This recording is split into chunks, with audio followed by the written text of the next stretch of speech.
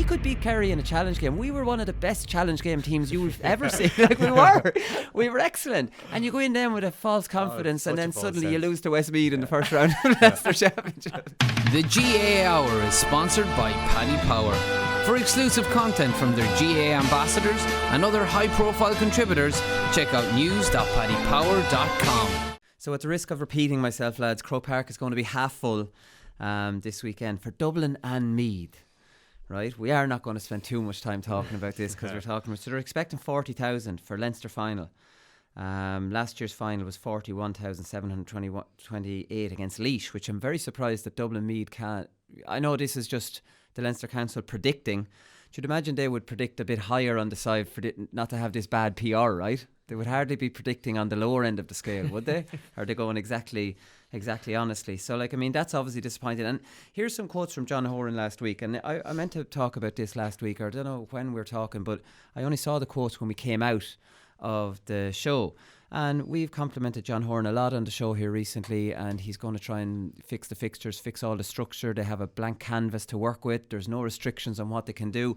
All fantastic stuff, and his legacy probably will be maybe restructuring this championship, bringing in a tier 2, and all those kind of things. But here, he's a true blue dob, John Horan, and sometimes he can't hide this, and he can't just shake that off. And a GAA president should not be speaking like Vinnie Murphy or Keith Barr. Like, I mean, well, let's be honest, like, these lads are columnists, but they're true blue doves, and they're completely blinkered, and they're not objective, and that's fine. They're right for the Evening Herald. That's probably what the readership want, and most local columnists are biased towards their team. That you want them to be biased. But anyways, it's just that the Evening Herald gets some national coverage on the Independent, and then suddenly they've national coverage. Anyways, this is John Horan. If anyone made a close examination of the Dublin senior teams, you'd find out that an awful lot of the work that's going on into the underage structure is being done by voluntary people and not by the paid coaches. Dublin's success, a lot of it based on voluntary effort and a games programme. Yeah, we do have the paid coaches going into schools, and that is a benefit. But that project is 50% funded by the clubs. Schools are the predominant area in which the paid coaches work, and they work not alone in hurling and football, but in camogie and ladies football as well. And then he starts talking about the decline in attendances, which he comes out with an outlandish thing saying, you get these fluctuations. In my term as chairman of Leinster Council in hurling attendance, or in my time as chairman of Leinster hurling, of the Leinster Council, the hurling attendances were small, and this weekend we have 2 sellouts in Parnell Park, which is 10,000 for a do-or-die game, and Wexford Park. Like, I mean, talking about... But for him to try and say, right, that's grand to get a lot of volunteers working, but who gets them working? Who organises this? The paid coaches, the games development officers. That's their job. And yes, they go into the schools, but they also work in the clubs at weekends, and they're organising the Sunday morning coaching, and they're getting parents involved. Not just any parent, which I see happening in Portlaoise a lot, ex-player parents, and that's their job, to out there and get these people involved. So how John Horan cannot admit that they got a huge leg up and now the Leinster Championship is a mess. Why can't he just admit that? Yeah. And like, I do not like that separating the schools and clubs. The reason that these GPOs are in schools is to get people to play for clubs. You're not just going into school and coaching and going home again. Like, every club is actually assigned a certain number of schools that's looked after by a GPO who's representing that club. To get them into those clubs. Yeah, like, that's the point of it. Like, you know, so it's not just for the benefit of coaching people, it's to keep, like, the GAA growing. That's obviously been the plan, to grow the GAA in Dublin. And then organising the underage structures in the clubs, which I don't see anybody doing in other clubs. You're hoping that you have a good volunteer that has enough time to take it on his board, to canvass other members, to take on teams. And they don't seem to have that. A full-time paid games development officer to run down the importance of that is just bizarre by John Horan. Yeah, and I don't think he meant it this way, but you can nearly draw the implication that, like, other counties, okay, Dublin volunteers are involved in Dublin, volunteers are involved in, you know, clubs and counties up and down the country. And I said, I don't think John Horan meant to say that, but you could you know, have it that he came across that way. But also, like, the other counties don't have the other... Dublin doesn't have the other worries that financially that other counties have. You know, like, they have no stadium debts to be repaying. Like, other counties don't have the massive sponsorship that Dublin have. You know, so our like travel expenses, all that kind of taken into account. So, like, as you said earlier on, there's that conflict between John Horan as as a true blue dub and trying to stay kind of loyal to that audience, but maybe kind of being a bit ignorant might be a bit of a strong word, but kind of like unaware of what else is going around the country and the financial struggles they face. He's being disingenuous here. Yeah. Let's be honest. And he's taking you for a fool if you want to read that and say, here, John, come on now. And I hate when he does that, because John Horan's smart enough to know that people don't insult people's intelligence by saying this. And it's very strange. I remember Jarlath Byrne was on here a few months ago, and you and him had a brilliant back and forward about this issue, about the amount of coaches that are being paid to go into Dublin. And he was sort of standing over it because his view is that Dublin needs to have a strong GAA base in the capital. So I don't know why John Horan just doesn't sort of address that and say that. Yeah. And you have to say, Cheddar was on the hurling show recently, and he complimented Dublin on what they did and saw it as a huge positive for hurling, and said I would never ever criticise hurling being promoted and going into the schools. That's good, but that should happen everywhere. Why can't it just John Horan say, this was excellent what we did with Dublin, now the move is to try and do this everywhere else, and we apologise for not doing it all at the same time. It was a mistake, and now Leinster Championship is suffering big time because of it, and we have to take that on board. We didn't look ahead. And I'd say, John Horan, well, fair play to you, because everybody can see what happened here. Stop this nonsense. Just stop that. Anyways, I want to move on from that, talk about Stephen Rochford. It's actually a difficult show this week, lads, because we've 3 provincial finals on the same weekend, which, again, I don't like that planning. We'd only won last weekend, and now we have 3 this weekend. But anyway, and a load of qualifiers. We'd won match. Do you remember us last year giving out about the exact same thing? So I'm in the mood to give out here now. I'm just going to start that again. So Stephen Rochford, I saw this from Oisin McConville. He was doing some media. And again, Tomás O'Shea was doing media this week. Oisin McConville was doing media with this week. Sean Cavan was doing media this week. And I always wonder, why do people use pundits who we hear from all the time to sell, you know what I mean, to promote stuff? You use someone we can't get. Jesus. But anyways, Oisin McConville, who does plenty of media, he was talking about Stephen Rochford before the last game Mayo played, which was the Roscommon game, and he was out doing the warm-up. He was out in the pitch 15 minutes before, putting the cones out and all this kind of thing. And I just thought, what a man Stephen Rochford is, to go from being the head man, almost winning an All-Ireland, on the sideline in Croke Park, drawing with Dublin, who are arguably the greatest team that's ever played the game, standing there toe-to-toe with them on 3 separate occasions and nearly getting over the line, to being the man who's out doing the donkey work, putting cones out. I just thought, this is a fella without any ego, who just happy just to stay involved and saw something in Donegal and is up there. I don't know, just thinking from my own point of view, to go from that to being the one putting the cones out, I'd be slightly embarrassed, would you not? Yeah, I know who I am. I'm not on one hand I was about to say, well, isn't it the coach's job to, put the cones out before a game and stuff? He's above putting the cones out. I know exactly what you're saying, and the thing was, ego was never an issue with Stephen Rochford, even when he was the main man. Yeah. And it's funny you mentioned Donkey there as well. It's just that was why it was all the more disappointing when somebody who had no ego and never played to anybody, never played to the media, never played to the crowds or anything like that, was subject. And I know he's involved in a high profile county like Mayo, but somebody with no ego and was such a kind of an ordinary kind of GAA personality was subject to headlines like that when Lions led by donkeys and stuff like that. And it was just upsetting that he was drawn into it. It's just I was thinking about Donegal as well, and maybe we'll see it this weekend. I'm not sure if I've seen a recognisable kind of Stephen Rochford stamp, but well, I'm going to pull you up on that, because we're going to keep this for part 2, Donegal. I think they have Stephen Rochford written all over them. I was just talking to Conan about this. Okay, interested to hear about that. Yes, we definitely will, but we're going to talk about that. Jamie Clark, just another little bit of news, is playing club football in London, so you could almost hear it in Aaron Kernan's voice when we had him on the show, and I was talking to him. Did I mention Jamie Clark in that interview, or was I talking to him off record? Sometimes I can't remember. But he's very disappointed with you. He knew, obviously, Jamie is playing with Armagh for the whole season, but he's not going to play across McGlen. So he's moving to London in Neston Gales. I'd never heard of them. Had you? Neasden, yeah. Neasden. Heard of him with Conor Harrison. Yeah. Conor Harrison, yeah. So Conair's obviously playing with Down, and he's moving over as well. So that's not a bad full forward line straight away. So the big Tyrconnell Gales and Fulham Irish are going to have to be looking over their shoulders. There's a new kid on the block.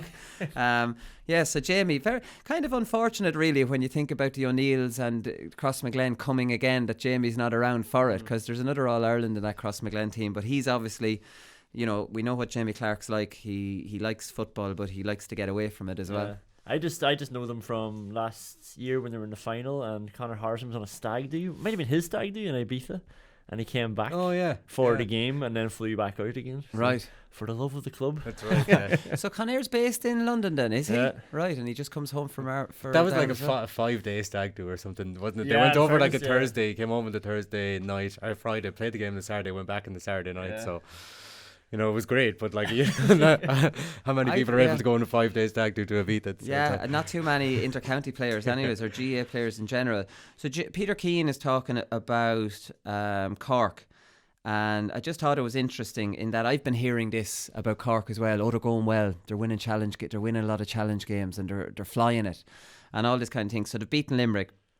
So Peter Kane said, factor in what we're hearing over the last few weeks and months since the closing rounds of the league. You take the challenge games that Cork are playing. They've been very good. They've beaten a Dublin team and a Galway team. I like the way he said a Dublin team and a Galway team, not the Dublin team. They led Donegal in the second round of the league, but just lost it. Something went against them. They beat Armagh. They've 7 of their last 8 games won. They've a very strong momentum going into a Munster final. So obviously he's talking them up. But I just remember when we were back playing, this dynamic of challenge games leading into the championship, they're so fucking misleading. Because we've beaten Kerry on the lead into Leinster Championship, and we're flying it and we're going brilliant. We're hitting that challenge game like a championship game. This is Kerry. This is our last test. Kerry don't give a shit about this challenge game. Like, they don't. So Kerry could get their backs up during the game if we're driving into, their pride. Yeah. But they're not. Like, this is Darragh O'Shea and Tomás O'Shea and these legends of the game that have played in All-Ireland finals. Yeah. Like a challenge game. Like, I'd say they'd be doing well to get up for Limerick Tip early rounds of the league, because mentally, I'm sure you have to peak mentally maybe as well. It's a long season. This is so far down their list of priorities, but it's so high up on ours, so it's so misleading. We could beat Kerry in a challenge game. We were one of the best challenge game teams you've ever seen. Like, we were excellent. And you go in then with a false confidence, and then suddenly you lose to Westmeath in the first round of the Leinster Championship. The only one I can remember Monaghan beat Donegal, I think, in the Ulster final in 2013, and apparently there was an infamous challenge game between Monaghan and Mayo in a few weeks beforehand. So I think it was Monaghan's first Ulster title in a long time. Donegal were obviously coming off the back of the All-Ireland, and apparently there was skin and hair flying in this challenge game. Referee let everything go. There was no sending offs despite there being fights all over the place, and apparently the Mayo lads said afterwards that Monaghan were going to give Donegal a really good game in the Ulster final. They went on to win them. But like, I completely agree with you. Aside from that, is that you can read everything into a challenge game, and it'll give you such a false sense of perception coming into a game. It's weird. And look at Peter Kane, like he's really, really clutching to give Cork something to go on. And I have a lot of sympathy for him, because especially down in Kerry, they've made it into an art form and talking Cork up before a Munster final, and then he's to try his best because he's seen managers come before him. And then he sees Darragh O'Shea this week saying, I've no hope for Cork. And a few other pundits say, and normally the pundits are the best at it. Yeah. Pat Spillane on the Sunday game a few weeks ago, So, he's hardly going to say, we're just going to turn up and win. But, to say that they're going well on the challenge circuit is clutching a bit. It is clutching a bit. But I saw the headline of Darragh's piece, and I went, Jesus, it's not like Darragh O'Shea. And the headline was more in it than the actual piece. The piece was much more balanced than that. I thought he was going to completely... I don't think he writ them off as much, but at the same time, I completely take your point. You'd be doing well to talk up Cork now after all. I mean, it's just gone. It's gone to that stage. But it was interesting, just on finish up on these challenge games. Portlaoise were the worst ever challenge game team I've ever played on. We were useless. We could get humiliated now going away to a team for a challenge game, and then we could win a Leinster club. You know what I mean? We were on a very high level club, but whatever was the cycle, and we could be in the dressing room saying, lads, we need to show, you know what I mean, we're championship starting soon, let's try it. And we could lose by 15 points to Sarsfields or something from Kildare. Yeah, you don't be playing good clubs from other counties. Yeah, it's the psychology of it. You just don't give a shit. Deep down you don't, and you don't track a man that you would. It's a challenge game, so it's an interesting one, I think. But then did you ever have those crisis meetings afterwards then? Like, this can't go on, we need to lift it? Yeah, but see, often that's the best thing. Nearly getting that hammering is the best thing that can happen to you. Do you know what I mean? because obviously that's the wake-up call that you needed before the championship starts. So maybe we were just mentally on a very high level as players that we were just giving ourselves to kick up the arse. I don't know what we're doing. Conan, to finish up, this one's for you. Now, make sure you don't start crying as I read this to you. So this is Cavan legend Anthony Ford on Darragh McVeety. I didn't realise this about McVeety. He said he would be in the top 5 footballers in the country at the moment, in my view. He's a great example.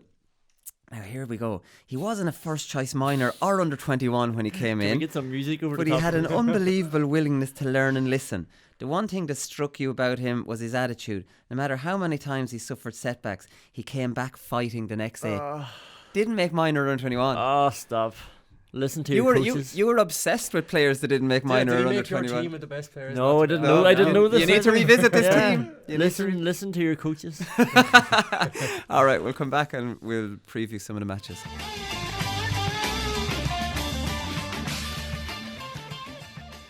Yeah, so like I said, we've 3 provincial final lads, so we're going to tier these finals based on Paddy Power's odds. So Cavan Donegal looks like the closest one, which I still think Donegal are going to win. And then we'll look at Kerry and Cork in this section, and we'll leave Meath Dublin, which is going to be a very one-sided affair, into Paddy Power predictions, but we'll talk a little bit about it as well. So I want to start with this Cavan Donegal lads, and here's Declan Bonner talking before the game. So I want to get your thoughts on this. So he says, I think we'll have a good final and a very open game. The majority of GAA people in the country are looking forward to it. The teams that have had the most success, Dublin, Mayo, Kerry, play a more advanced type of football that is more offensive. Naturally, we're trying to play more offensive, but we also want to get our defensive system right. That takes a lot of work and a lot of work on the training ground. So here's my theory on this. Donegal are evolving. They're playing more of a kicking game. We saw a bit of that last year. I think against Tyrone, Stephen Rochford, I think, was behind the shut Tyrone down. They've only got one game plan. It's all based around Colm Parkinson. Let's flood in front of him. Let's play your old style. I think Donegal are going to come out and play a different style of football because Rochford is a risk taker. I think he changes tactics based on the opposition. I think if this was just left to Declan Bonner, he would have took Tyrone on in a similar type of style game, because Declan Bonner would be of the fashion of, this is our game plan for the year, and this is at most GA teams, this is our game plan for the year. We're going to perfect this during the league and we're going with it. Right? Rochford doesn't think like that. So I think Rochford was behind the defensive style of football for Donegal the last day, and I think he'll be behind a more open, or he'll be part of it. Do you get me, Conor? Yeah, no, I do. No, I do get that. When I said earlier on that I didn't see a recognisable stamp, I mean, and you're right about Stephen Rochford in that he plays different tactics to suit different teams, despite the fact that I think he has a philosophy. He likes to play attacking football. He likes to play kicking football. Yeah. And when I said that I didn't see a recognisable stamp, was because Declan Bonner had already moved towards that kind of more kicking for Donegal last year. What I did actually, and I have this written down, is what I thought that might have been Rochford's thinking for the Tyrone game was actually putting Hugh McFadden back in the full back line, because he has a habit of, now listen, putting the midfielder back to kind of cover a full forward isn't exactly outside the box. It's not rocket science, no. But let's say for the way Donegal had been playing, and especially the way Tyrone had been playing, I think that was a kind of a suggestion that I don't think Mickey Hart would have foreseen. I think, as you said, I think Mickey Hart thought Donegal were going to come take them on,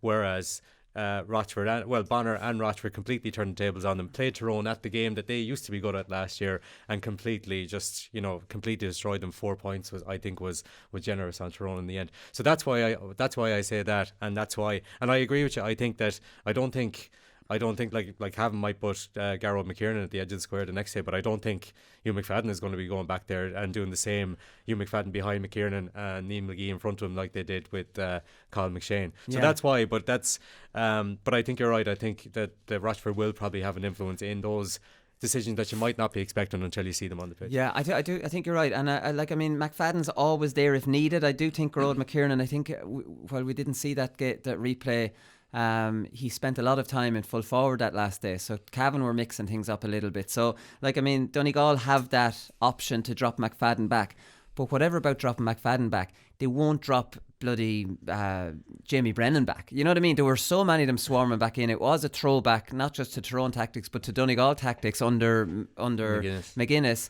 but with a really good transition and I hate that word transition, but a really good attacking game plan when they turn the ball over.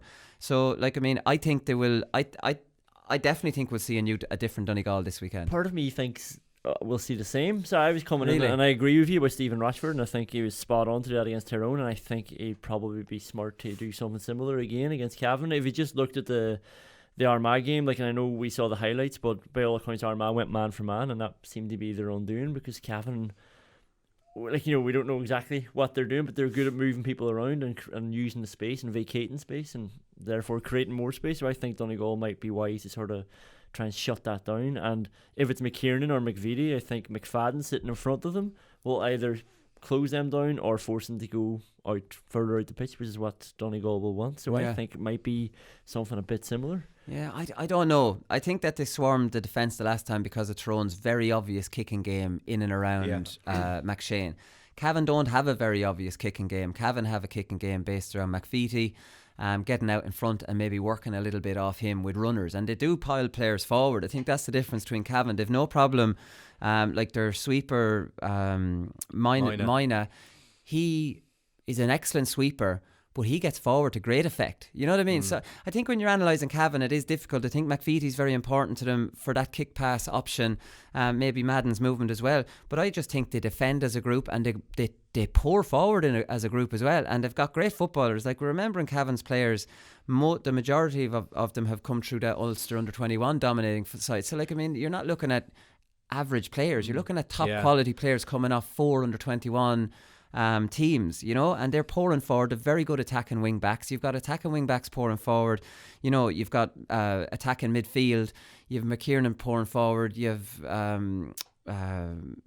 Mackey pouring forward when he comes on.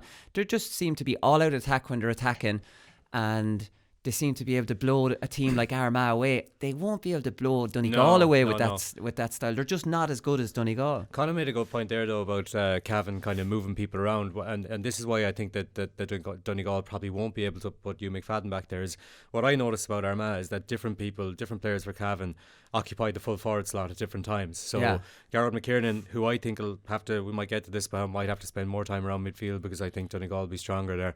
But he was in there at some stages, and then McVitie was in there at the odd time. Martin Riley, who seemed to actually start deeper in the second game against Armagh, wing back. He was in there towards the end, kicked a point when I think that Cavan pulled 4 or 5 clear at the end, and Martin Riley kicked one of those points.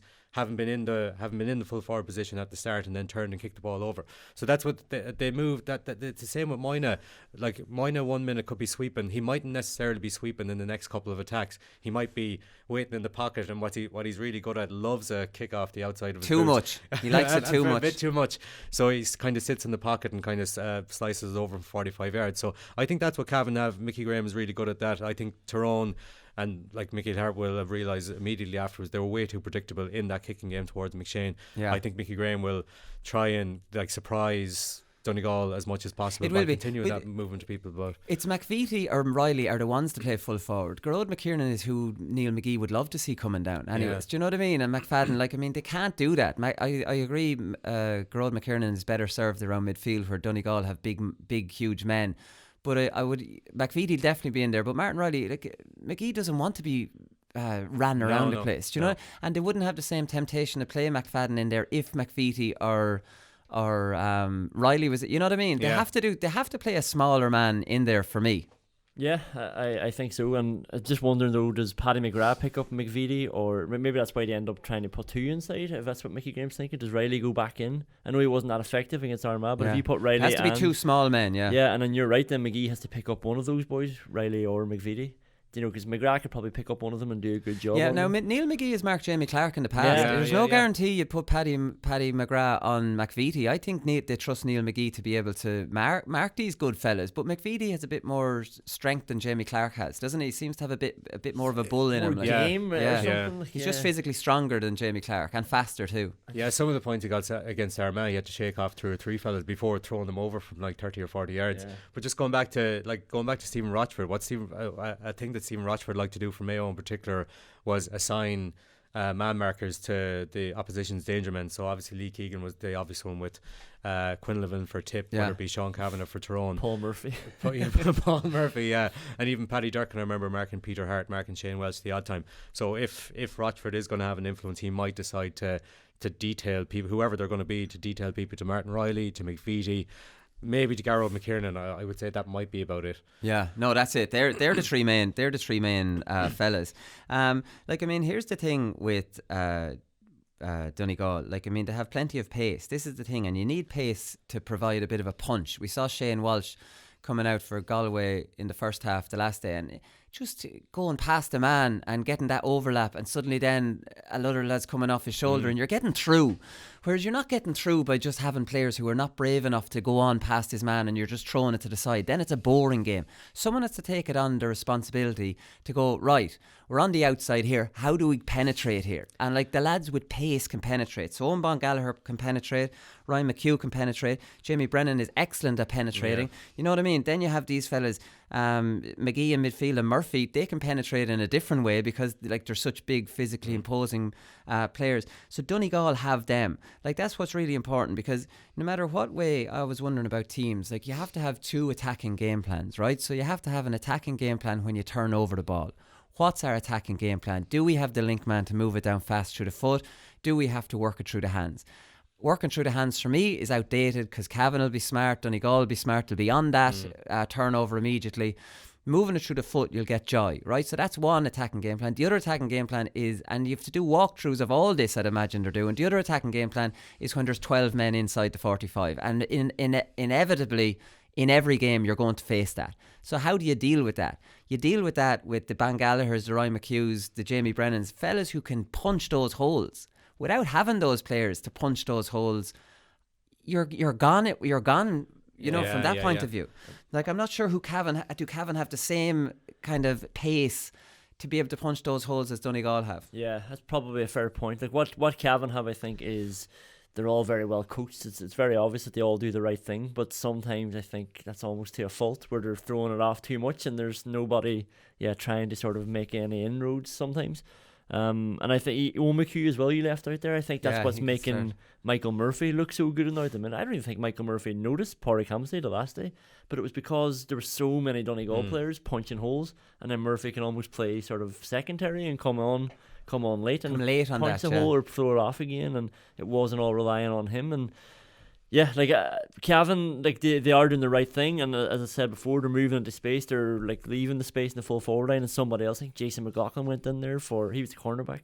He went they're an example of this modern game, Cavan. And the difference with them this year is they have the focal point with McVitie, so they're not a one-trick pony. You know what I mean? It can go into him and they can work off him.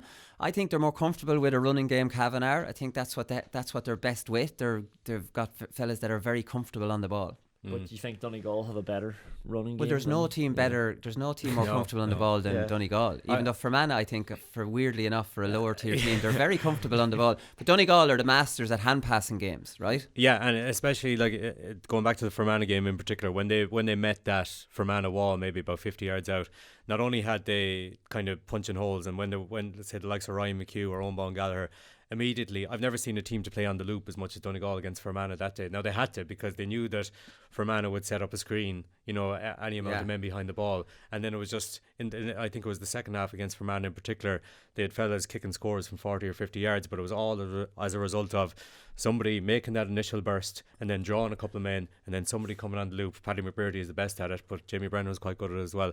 So I don't think, as you said, Cavan have that to the same extent. What my abiding image of the Cavan Armagh games is Darren McVitie and Cian Mackey in particular. Remember the score that Cian Mackey got at the end? He started off, he looked up, there was nothing on, took on about 5 Armagh men and was, falling over when he kicked it over the bar. McVitie did the same. I don't think Donegal are going to let that happen. No, and I think, they're going to have a plan for Conor Mina as well. And they're going to, I say Killian Clark's going to mark Michael Murphy. He seems to be tailor-made for him. He marked Rian O'Neill and did really well on him. Conor Mina, this is the thing about Conor Mina, Donegal can't really do anything about his sweeping job, because I don't think Donegal are going to go so brave that they're going to be pushing up on him than mark the sweeper. So I think they'll leave him sweep, but I'd be very, very surprised if he's allowed in general play if somebody's not detailed. You know what I mean? When we lose the ball, I want you down on Mina, because he is a very, very good player and he's a leader and he does the right thing on the ball, and Donegal will absolutely have to have a plan for him. And maybe it's one of the McHughes, going up and occupying him, not only marking him when Cavan have the ball, but trying to sort of pull them out of space then when they do have the ball. Yeah, And because you have to remember he's a defender. Although I think he even picked that centre half forward the last day, but he's like, I mean, if he's playing in defence, he's only a sweeper because you've dragged somebody back the field. You that's know? it. Then if he like, he's such a nice footballer, like, so maybe just make him a bit more uncomfortable. We said this a lot about Cillian O'Sullivan before, and he's always passed the test, and Conor Moyna might too. But I think Donegal have enough players there that they can not sacrifice somebody, but just go up and ask him a question and maybe free up McBurty a bit more in the process. That will be doing that. That's the knock-on effect of that. So Cavan have been warned about the Donegal kickouts, obviously. Mark Donegal players from the outside, because Patton loves hitting the two wings and with players breaking out. Now, for me, that's very basic stuff. Now, this is the thing, you don't always know. So Tyrone might have done homework on Donegal's kickouts, and Donegal might have changed it, but it might have changed it up. So you could look at some tape of last year, and like, I think kickouts need to be evolving all the time, because you just need to see one tape of one team to know their kickouts. So now Cavan will have done a lot of work on Donegal's kickouts. Donegal can't really come with the same, like, I mean, it's dumb from a Donegal point of view. I would say mix up 1 in 5 with that, but the minute Cavan see that shape forming, mark your man from the outside. Like, I mean, that's obvious, but like, this is the thing. Do you remember Portlaoise with Kilmacud Crokes this year in Parnell Park? And they got destroyed in the first half on those basic kickouts. And I remember saying to somebody up there, what the hell? Like, I mean, that's criminal. Like, was there no homework done? And they said there was homework done. They hadn't done that before. Like, that's brilliant. It's brilliant. We didn't see any evidence of them doing that before. So it took them till half time to think on their feet. So this is the great thing, and it's GAA don't do enough tactics. Again, it's an amateur sport. You don't have enough time practicing. It's not like soccer. You have all week to come up with something new. But anything new rattles a team. It takes you 20 minutes to figure out what's happening here, lads. This is not what we talked about. You know what I mean? So that's the brilliance of Rochford. I think Donegal will come with a new kick-out strategy this weekend. I just couldn't believe how easy it was. Really talking Rochford up here, aren't I? Man's a genius. I couldn't believe how easy it was for Tyrone for Patton to get his kickouts away against Tyrone. Like, they was literally, he ended up just popping it to either side of the 45 onto an on-rushing Donegal fella who seemed to be 5 yards ahead of his man without having a whole lot to do. And for a team as good as Tyrone, for somebody as experienced as Mickey Hart, even if Donegal only brought it on the day, I mean, this is something you could spot after 5. To me, it looked like something you could spot after 5 minutes. And this is what I think that, actually, could be wrong, but I think that Cavan might give Donegal the short kick out option the next day, or at least offer it up, and then to get into their shape, because not only does it prevent Donegal from getting the easy kickouts they did the last day, but it also, if they get into their shape earlier, stop the likes of Owen Ball Gallagher or Ryan McHugh, whoever, getting on those easy break and having space to run into. I think it could happen. It'd certainly be better than what Tyrone did against Donegal. It was anyway. like, I mean, the obvious thing, I mean, you mark zonally. Like, I mean, it's not, Tyrone seem to be marking the man. I'm on him.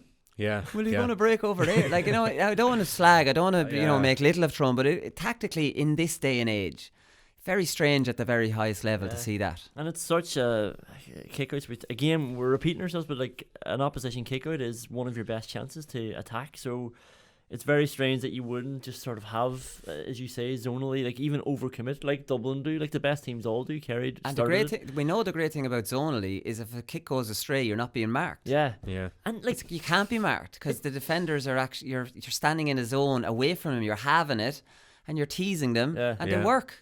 And it's not a risk. Like, there's enough time when the ball's in the air. If the ball's going to one side, whoever's committed at the other side in his zone, he can start dropping back then. Like, as long as you put a bit of pressure on for a second or two, people can shuffle back. But that's the thing, Conan.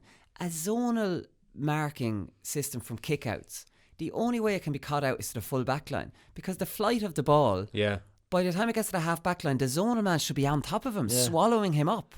Like, Dublin, when would you get an aggressive kick out like that against Dublin? Not in a million years, would you? There's the zone up on it, and they're over.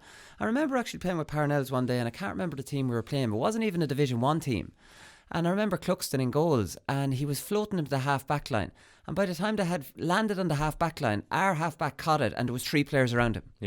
Gone. Do you know what I mean? You shouldn't be able to get away with floating kickouts that far, you know, because they're obviously all following their man, Tyrone, and maybe the idea with following their man is they didn't want to give a short one. But like, I mean, let your full forward line then be tight under men if they want. But your half forward line to maybe be marking zones in front and your midfield to push up. You know, there's obviously ways of doing it. Following your man's too basic. Yeah, I was just thinking of Darren O'Malley against Galway the last day, especially like at the end of the first half when Roscommon were getting absolutely cleaned out and kickouts, and he tried to give one to, I think it was Hussey. It was under the stand, directly on the sideline. So like if you're marking him, you know, if you're going man on man, you'd be right beside him. Whereas that led to a Shane Walsh point. Of course, I think the sensible thing to do is to mark him from about 10 yards away, because the flight of the ball, and even when he wins it, if you're there to start, where's he going to go? Yeah, do you know? So. Yeah, no, definitely zone. Half forward line should be spreading zonal, because there's no way it can get to them without you getting across. So basically, that's it. Right, lads. Cork Kerry, we'll get predictions on that other one in Paddy Power predictions. Cork Kerry, so obviously this is the next one, and it's very weighted very heavily in Kerry's favour. Cork are 11-2, Kerry are 1-7. The handicap is 6. We'll get a prediction of it. Interestingly enough here, lads, and this is a big one about Kerry, right? And I was talking to Mark O'Shea the other night after the live show, and we're having a pint, and he was talking about the 5 minor winning teams. And I hope Mark won't have a problem with saying this, but he says, what top players came off that? You say O'Shea and Clifford. And then there's silence. Like, when you think about it, like, look at the Dublin. I was just looking at this, like the Dublin under-21 team, for example, or minor team from 2011. They lost to Tipperary in the final. They got Kieran Kilkenny, they got Paul Mannion, they got Jack McCaffrey and John Small off that team that lost the minor All-Ireland. 4 of the greats, 3 of the absolute greats, and Small will be up there. By the time he finishes his career, he'll be a bloody brilliant, respected player who did it for Dublin when he needed to be done. That's 4 unbelievable players. After Sean O'Shea, now they need a little bit more time, Kerry, to become great players. I see Jason Foley, flatters to deceive, Micheál Burns. Do you know what I mean? Your man O'Connor in midfield.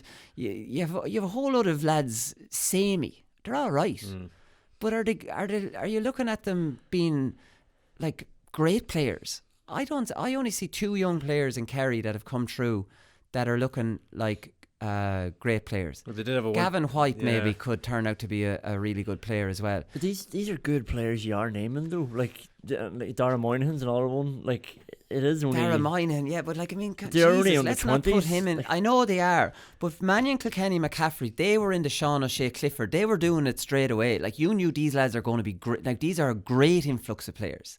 Do you know what I mean? Even John Small. There's evidence of 2 years now from Kerry, and I only see 2. Yeah, but these, like, maybe you only see 2 because these are going to be 2 of the best ever as well. Like, these 2 are so far ahead of the rest. Yeah, but you're talking about 5 minor All-Ireland winning teams.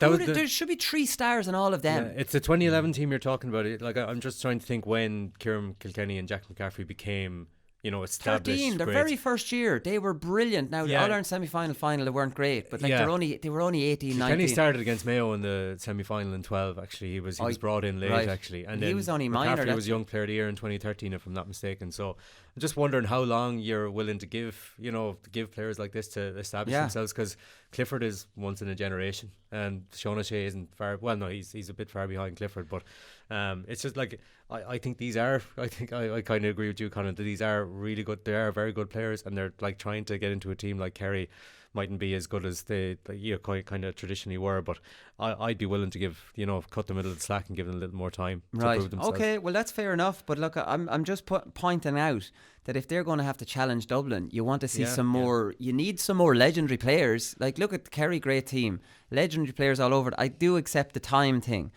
For me, I think the legendary players don't need 2 or 3 years. I think you know them pretty soon. Yeah. Like, how do we know Sean O'Shea and Clifford so fast? Anyway, I was just going to say that. But another one was, Mark was saying that Tom O'Sullivan now is their main man marker. This is what they're missing big time. Peter Crowley, who was not a man marker, was their main man marker during the league. Peter Crowley is not the relation. Well, he'll try and do a job if you're given a bit of protection, but he's not a man marker. Christ almighty. And Tom O'Sullivan, who scores 4 or 5 points from play from wing back for Donegal and can do the same for Kerry wing back. He marked Kevin McLaughlin, I think, in the league final. He did well on Kevin. He did a brilliant job on him, but Kevin McLaughlin is a good matchup for Tom O'Sullivan. Yeah. Don't put Tom O'Sullivan and Paul Mannion or someone and think that Tom O'Sullivan's going to be able to mark him, because he's not. Tom O'Sullivan's not your man marker. This is a huge problem for Kerry as well. So not only the doubts over, my doubts over, not the doubts over, the quality of all these lads from 5 minor All-Ireland winning teams, they've no man markers. Yeah, and like the big problem there is we're judging Kerry against Dublin, and you need more than one bloody man marker to come up against Dublin. So if Tom O'Sullivan happens to have a good game against Paul Mannion, which is doubtful, Won't happen. Yeah.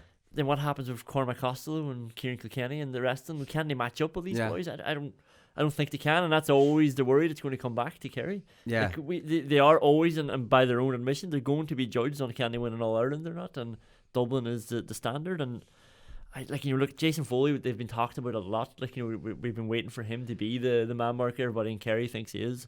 Tag Morley, we've seen him do a good job on the 45, spoiling people. See, I see Jason Foley as a very good footballer.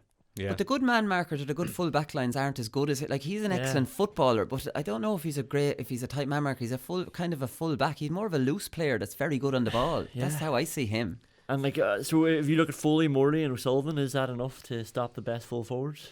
Yeah, Morley, in fairness to him, is a good battler. Like, you'd want maybe Morley at centre back. He's done well on Kieran Kilkenny, but whether he's a full back or not, but they have to try something out in the full back line. There's no doubt about that. It's nearly like they have 6 half-backs playing, like across their back line. Like, I would consider none of them. I see Shane Enright's name there. He struggled against Shane Enright, wing back. That's crazy.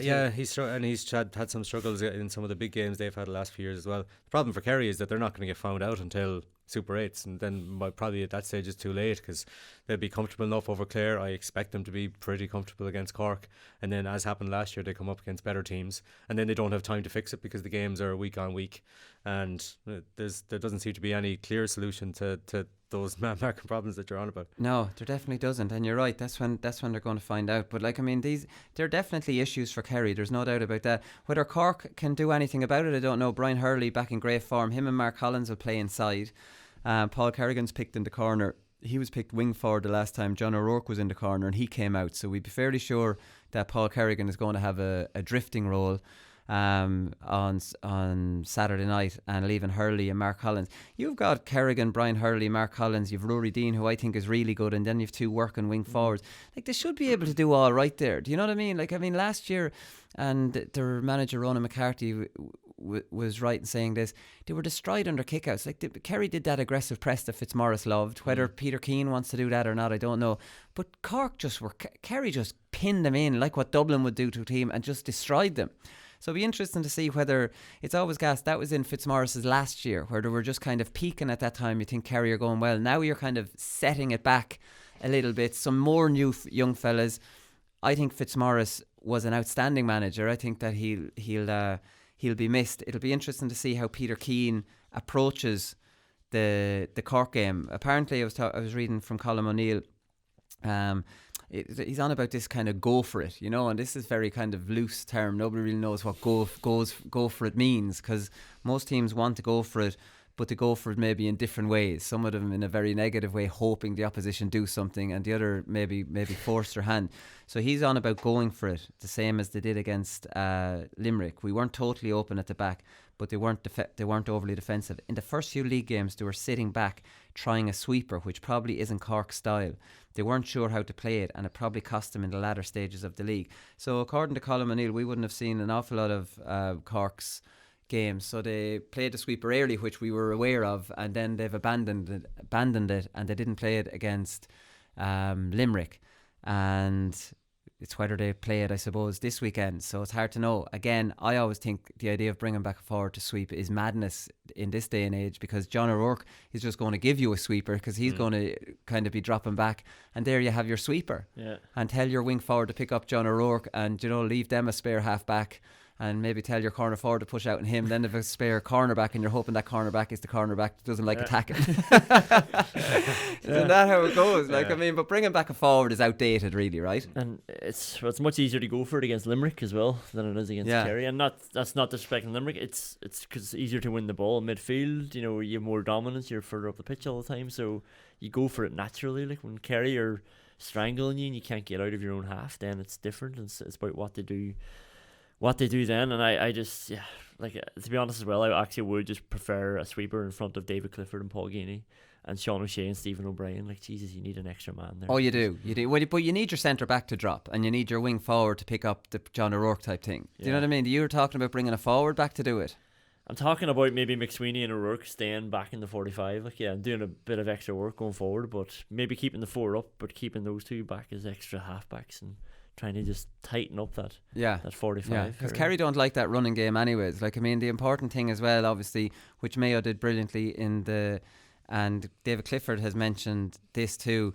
So what Mayo did brilliantly is their half-back line attacked so much that link man to Kerry like to leave, because obviously with James O'Donoghue, Geaney and Clifford in there, if there's too much of a gap, they're screwed. So against Clare, it looked like James O'Donoghue was playing that link role. So what does Cork do with James O'Donoghue when he's on the 45? You tell your man, here, I actually feel terrible saying this and advising this, is just take off down the field and give O'Donoghue think of it. Attacking corner. Well, look, I'm not saying I like it, but you're saying if Cork just left O'Donoghue with that role on the 45, which is the link role, which is a really important job for Kerry to get Geaney and Clifford into it, sure, wouldn't he be dumb to man mark James O'Donoghue? He'd have to take off. Then James O'Donoghue has that decision to make. Am I going to track him or am I going to play silly beggars? I don't know, do Cork have it in them? I think all of you mentioned there to go defensive. I think they're the worst scoring difference in Division 2. And Ronan McCarthy was on about the game last year when Cork were destroyed. He would have considered it treachery to pile men, back behind the ball, try to keep the score down in the last 20 minutes, whatever. I read that in the Examiner, but he was doing that in the league then this year. Well, yeah, but the thing is, like you mentioned the kickouts there, I remember feeling sorry for Cork last year because they scored 2-1, I think, in the first 10 minutes. You're thinking, right, this is a game on here. This is old school Cork and Kerry. And then Kerry just absolutely destroyed them to the point that they literally could not win a ball. No. They were barely getting it outside their 45 for the remainder of that first half. And the game was over. Despite being 7 points down, I don't know that they scored 2-1. Scored 2-1 early and we're still 7 down at half time. Yeah, exactly. It was just crazy. So I don't know. Like hopefully it's not as bad this time around. But I don't know whether Cork have the capacity to do what you do, do what you said, Conan, and bring their lads back and kind of play that defensive game plan. Yeah, I don't think they're good at that. I don't have the expertise. Now, I don't think there's much expertise to getting fellas back into zones, but the counties that do it well seem to have Paddy Talley, seem to have Rory Gallagher, seem to have Northern coaches. I'm not sure. Genuinely, I don't think the expertise is down in Cork to do that kind of stuff. It's just it's obscene to them. It's unusual to them. It's unusual to the players and the managers. I don't think they're good at doing that kind of thing. It's just like 2 midfielders. You drop to the 45. That frees upper 6 to sweep.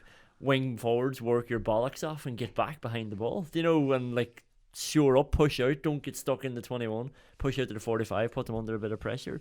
There's not a lot of work to it. Like that's why I don't like it anymore. And I think it's sort of outdated, but I think you still probably need 2 people working back and probably trying to get forward again as well. So like, yeah, it wouldn't be hard for Cork to work on it. And there is something, I think, in Cork only playing one game. They've had 8 weeks or something now to just sit and prepare for an ambush. I do find now, just not to go off the topic on this, and this is important. So you're saying all that, whatever, and you're doing a walkthrough with this with players, and you know what players are like. They're going, and what about him then? If you pause for 1 second and don't know the answer to that, the players will think you're full of shit. Yeah. So you need to have a very clear idea of what this is, because I do think that's a problem with managers, and this is how players lose faith in their managers. And I see it with teams. I see it up with Portlaoise. They ask questions all the time. And what happens then with that?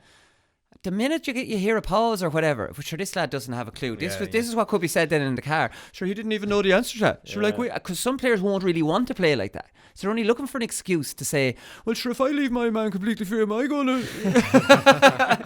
Do you know these little whippersnappers? This is the way they carry on. I'm just saying, Conor, I'm sure you have all the answers for that. But I'm just saying maybe Ronan McCarthy might not necessarily have all... Like, I think this is what might be wrong down in Cork, is that they don't have all the answers for all those questions. And maybe most managers don't have hypothetical answers, but some of them are better at bullshitting them than others. I remember Kevin Cassidy talking about Jim McGuinness before, and how he used to just show them everything they wanted to know about a team or every player, and it's like, this is Dublin and this is how we'll beat them. Even just that language, like, it's almost like I'm prepared for any question you would have, but then he's almost second guessing it and going through everybody. And like, James O'Donoghue, maybe Ronan McCarthy has to sort of address that himself first. If James O'Donoghue's going off down the pitch, that's fine, we stay here, or let him out there because he's going to hand pass it off. Or, and almost like, I don't know if he would do it, like, but almost disrespect somebody like James O'Donoghue just to feel a bit of confidence into the Cork camp. Like, he's obviously saying this behind Kerry backs, but just telling them exactly what his weaknesses are and who is actually the real threat. Well, you're right. And if that question's asked, what about him?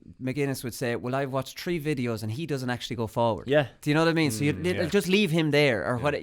Maybe that's probably the answer that we're looking for. A bit of homework, which again, a lot of managers might not have done. Right, lads, we've gone over time on that. We'll come back with Paddy Power predictions and something on Meath and Dublin.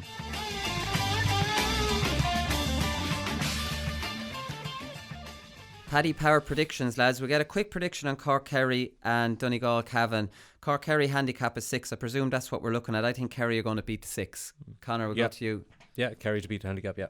Really annoyed at Peter Keane. I was coming here with that information about them beating Dublin in a friendly. I was like, oh, here, I've got sources who tell me they beat Dublin, and he's telling the national media about it. But I still think Kerry will be beating them by 6. So do you know any more debate, a Dublin team or the Dublin team? I heard a Dublin team as well. I've seen them played against the underdogs that time. Right, so we go Cavan and Donegal. Handicap here is 3. I think Donegal are beating that. Yeah, I think they might beat that, but you never know the Ulster Championship. Let's just you're plucking at straws here. I'm going to go Donegal just to have too many ways to beat you.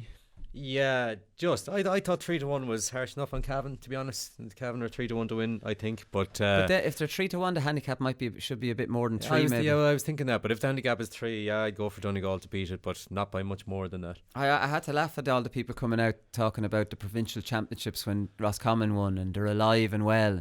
Sure, no one said the Connacht Championship wasn't alive and well. There's three Division 1 teams in the bloody thing. 1 or 2 years ago. Are they proving anything? Munster and Leinster are the shit ones. Like, that's what we're complaining about. So, like, and this whole thing, and plus, like, any restructure should keep the provincials but separate them for the All-Ireland. Like, I mean, I hate that. Jesus, anyone want to... I think it was Eamon O'Hara was tweeting about it. The provincials are alive. So stupid. Connacht. It's so, but... As if the championship doesn't need change. It's because the province... Just because Roscommon won in Connacht. Anyways, yeah.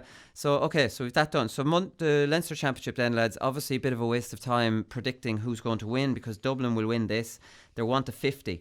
Meath are 16-1. The handicap is 12, and I think Dublin are going to beat that handicap. It's what Meath bring to the table is what I'm interested in, and I'm a little bit confused in how Meath should approach this game, because usually you talk about Donegal, you talk about Tyrone, and they have to attack them because they have the tools to potentially beat Dublin, I think, and get goals. Meath, I don't think, no matter what way they play against Dublin, can they beat them. So, like, do Meath want to get hammered and have a good year ruined, or do they want to come out with their head, you know what I mean, heads held high? So I'm not sure how I would approach it myself if I was the Meath manager. Like, against Donegal in the league final, they showed a variety to their game, which was very good quick diagonal passes into Mickey Newman. Didn't see that really against Laois at all. So I don't know where that came from against Donegal in the league final. And you'd imagine they will repeat that and get it in early, because Dublin will give you one-on-ones if you get that ball in early. And Newman is the only one in there that's going to be able to win kind of ball. Tobin is a big fella who comes on, but like, he's not even that good in the air, Tobin. I'm not sure what he's really good at. I thought he's more of an out the field player, but he started in the full forward line against Carlow alongside Newman. So it's hard to know. Like, they can't beat Dublin. You just maybe you'd like to see them go with a similar game plan to Laois last year, making sure that they're getting it in early, cause Dublin full back line a few problems, but filtering men back behind the ball when they lose the ball, just not to get hammered. Doesn't it say a lot about the Leinster Championship that Dublin are shorter odds to beat Division 1 Meath and Kerry are to beat Division 3 Cork? Yeah. You know, it just shows how far they are ahead of everybody. Yeah, like, I'd be very surprised if Meath can keep it that tight. Like, the Donegal game does give me a bit of hope, that league final, and I know it's the league, but like, when they played it in early, they were bloody dangerous. Very dangerous, yeah. And Newman was playing like one of the best forwards in Ireland. Like, you know, so if you take that and you think about the Laois, was it last year, the Laois final against Dublin in the provincial final? And I know it's sort of Dublin ran away with it in the end, but in the first half particularly, Laois gave them serious problems just by kicking it in early and just isolating those men. So Meath can get joy. It won't be enough, and I think Dublin will still beat the spread. Yeah, you'd imagine they're going to beat the spread. Young Conlon, like, I mean, he's only young. He's only a small little fella. He'll be in buzzing around Newman. Whether Newman can carry that threat in their own. Laois had 2 threats that day, so diagonal balls. You wonder whether Dublin will show Meath the respect and put a man in front of Newman if he's getting those. I don't think they'll start doing that, but if they see Meath pumping in balls. The great thing about Laois last year, even doing that, and thing about the Tyrone in the league doing that, Dublin now have a plan for that. So Howard's dropping back and Scully at different times. I was watching the game with Wheelo. I saw his analysis on the Sunday game, and it was weird just seeing it because we never saw. I saw Howard last year with, if it's a big man in the full forward line, Howard will drop in front because he's really good in the air. He was the one stood in front of Kingston. Never seen Scully back as a full-time sweeper. Never. It's always a half back. And I remember Howard played wing back for a few games last year. I think he could have been against Laois, so he was back doing that. Last week, Howard and Scully were absolutely wing forwards, and they were back full-time sweepers. So, Dublin are practicing for every eventuality. And this eventuality, I think, is if they play Tyrone or a team who's occupying their half-forward line and who's got full forwards who like diagonal ball. Now Dublin are experimenting with bringing the two wing because they never had to do that before.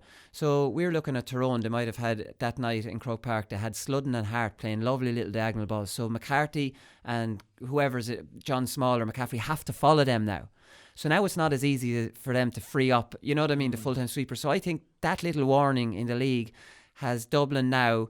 If you want a running game, we'll match you on that. If you want a kicking game, we got shocked once. We're not going to get shocked again. Do you know what I mean? Yeah. This is all just adding. Tyrone should have waited till the All-Ireland final.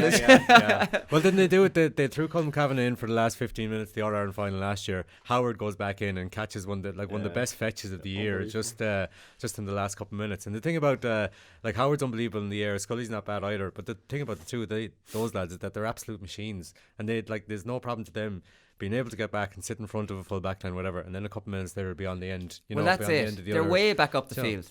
That's the thing. And I remember it might kind of tie in with what Paul Finn was saying to you when he was on not so long ago, that what he feels he's lost, he feels in good shape, but he's lost that kind of sprint stamina.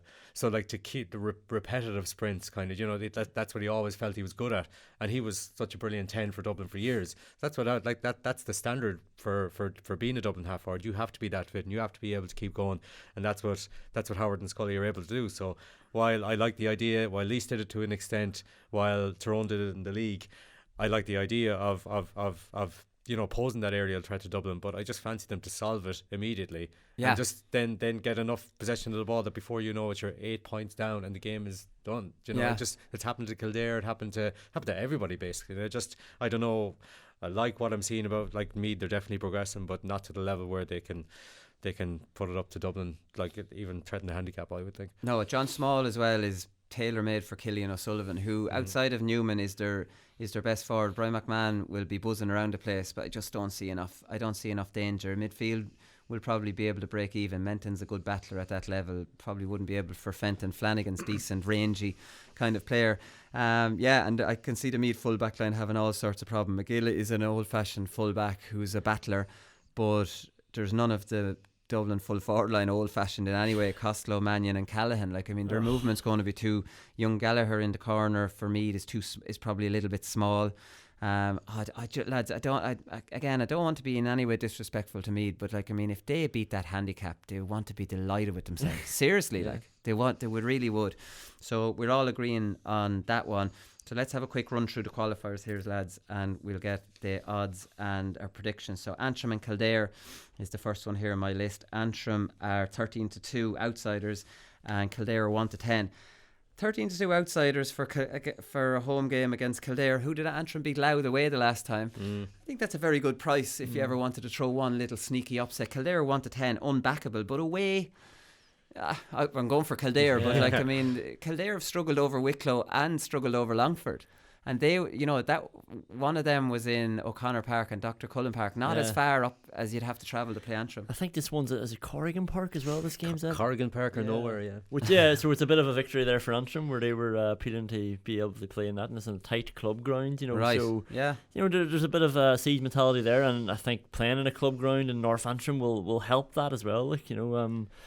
I don't think they'll be Kildare, but it could be a bit tighter than those odds are suggesting. I think it will, yeah. Well, I'll go for Kildare there, Conor. Kildare, Okay, so this is the big one of the weekend. Derry versus Laois. They dragged us to Owen Beg, right? They couldn't even play it in Celtic Park, which is a disgrace. Owen Beg.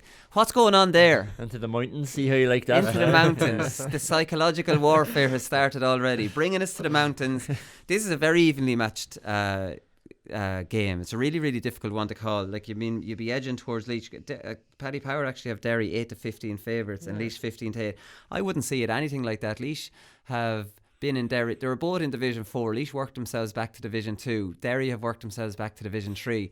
I'm not sure on what basis they're... Maybe Laois getting hammered by Meath, but like, trust me, that was not an 11-point hammering. Yeah. It was not. Laois were the better team for a lot of that game. They just couldn't get the scores on the board. I see this as a very 50-50 game. Yeah, so do I. The only thing I think Owen Begg's a good shout from a Derry point of view. And people in the city will kill me because Celtic Park is obviously the home ground and people love to see it in there. The players love the pitch, but it's going to be a smaller crowd and this is just a much better atmosphere out there. Is that why it's been played there? Because there will be a smaller crowd? They play a lot of the qualifiers there, in fairness, yeah. Okay. Like, the big games would still be at Celtic Park, no offence. We'll leave it that they were going. Starting already now, like, you want to pin that on the dressing room wall. But a team like Laois, you could just go to Owen Beg and it would hold it nicely. No, I think it's a good shout for atmosphere wise, and it's in the middle of the county as well, so you probably will get more people coming to it. I think Derry might just age it. They're very strong around the middle. Like, they've got Emmett Bradley and Pádraig Cassidy wing forward, so it's just extra sort of midfielders and extra running power for them, and they're damaging the scoreboard as well. So I think they might just age it because of the home advantage. Yeah, I think Laois are a little bit lightweight in their two wing backs and their two wing forwards. Probably the two wing backs are very young and very inexperienced, and their two wing forwards are... they're decent, but they're probably, I think they're the two weakest potentially links. Well, the two young fellas have potential, but I don't like those two matchups that you're after mentioning there. I'll go for Laois just because it's a 50-50 game, and I'm not going to go against Laois when I think it's 50-50. What are you going for? I have to be diplomatic to a fault here, Willie. I'm going to go for a draw. Oh, 15-2, right? I'll just tell you Derry's fullback line: Karen McCaig, Brendan Rodgers, and Niall Keenan. One of the best fullback lines. That's a good fullback line. They'll need to be. It's interesting to say. I don't want to go on about Donny Kingston because I did enough. It'll be interesting to see whether he starts. Longford versus Tyrone. Longford, traditional qualifier, giant killers, but this might be a giant too far for them. They're 8-1 at home. Against Tyrone, who are 1-14. Can't see anything other than a Tyrone win here, lads. No, but those odds are very long for too long, county with the reputation that Longford have in the qualifiers. But Tyrone. Yeah, Tyrone, just to get back onto the horse again. Leitrim Clare, looks like a good game, lads. Leitrim are 11-4. They got the home game against the Division 2 team. Clare are 4-11. I fancy Clare, but I wouldn't want to put this in my accumulator because nothing would surprise me in this one. I think Leitrim will give them all they want of it. There'll be two attacking teams. You'd imagine Clare will have a little bit too much up front in a high scoring game. Yeah, the only thing I have to go on is Leitrim playing Derry, and he just seemed sort of cut a couple out and that's standard, and I think Clare are better than Derry, so we're going to go with Clare. Yeah, and then after that Derry game they lost pretty comprehensively to Roscommon. I know they beat Wicklow afterwards, but I think Clare are a level above, so go for Clare. Agreed. Westmeath Limerick. Westmeath 1-14. Jeez, there's very one-sided games in this. Westmeath 1-14, Limerick 8-1. We won't spend too long here, lads. Westmeath are going to win this one. Westmeath. Yeah. Down Mayo. So I was reading John Clark. There's a few people tipping down here to stop the Mayo dream here, Conor. So they're down are 11-2. Mayo are 1-8. Mayo have to travel away. Traditionally, Mayo are very slow starters in the qualifiers. Very slow. Yeah. And I definitely think that they really were shell shocked in that Roscommon game. This was not part of the script. No. So how James Horan has remotivated them. And tried to convince them that they're All-Ireland contenders after losing at home to Roscommon. That's not an easy thing to do. No, Matty Ruan broke his collarbone, so he's gone for saw that, probably the rest of the summer. Actually broke it in A versus B game, I think last Friday night. I think those odds are very, very, very generous to Mayo, and I think they're very harsh against Down. I'm nearly glad it's in Newry as opposed to McHale Park, because Mayo are terrible at McHale Park. But I expect it to be exactly like the qualifiers of recent years, where they run us really, really close, but I'm giving it to Mayo by less than 3 points. I think this will be really, really tight. Yeah, I see Mayo scraping over the line here. Like, there's a part of me sees Down winning it, just to, like, I mean, it's part of this script of James Horan to come back, win the league. You could see like no county like Mayo to give you that script. Yeah, and they go into the qualifiers again, and having not gotten to the final last year, they probably just seem so far away from that standard now. And would this be their toughest sort of first qualifier game? And I know they've had Derry before, but going away to Down, Paddy Tally's Down, Fermanagh at home, Down away. I think it is. The hardest, yeah. So it's like it's not going to be an ambush because Mayo will know what to expect, but like Down will be licking their lips at this prospect, and it'll be such a like fever atmosphere there. It's late at night. I'm going to go with a draw. The ball into Conor Harrison will work against Mayo because you're not going to have two men standing in front of him, so he'll kind of love it. O'Hare will be. Down can hurt them. I still, Jesus lads, it's unthinkable, Conor, to think Mayo. Please don't say it to me. Will. All right, I'll go for Mayo scraping over the line. Yeah, same as. I'm going to go a draw. Mayo, maybe extra time. Right, okay. All right, so 2 games left, lads. Offaly, Sligo. Offaly strong favourites at home to Sligo. I can't see Sligo winning this one. I think Offaly are a good bet, even though it's short odds at 2-7. What do you think? Offaly. Yeah, okay. Last game then, boys, probably the biggest one, or probably the most even one, is Monaghan against Armagh. Monaghan are 4-7 favourites. Armagh 7-4. This match is in Clones, I'm pretty sure. Yeah, it is in Clones. And we don't have time to analyse this, lads, because we've gone over the hour, and I have a phone call to make here now for the show. Have to ring Paddy from Paddy Power. He's waiting on the line. So I'm looking at I'm going to go for Monaghan. I'm going to go against Armagh for the first time this year. They let me down against Cavan. I thought to make the step up, and they didn't. So I don't think they're good enough to beat Monaghan if they're not good enough to beat Cavan in two games. If let us down too much, I'm going with Monaghan as well. Yeah, just about. All right. So that's it, lads. That's all we've time for. We'll be back on Monday with a review show. Loads to review. So we'll talk to you then. Good luck.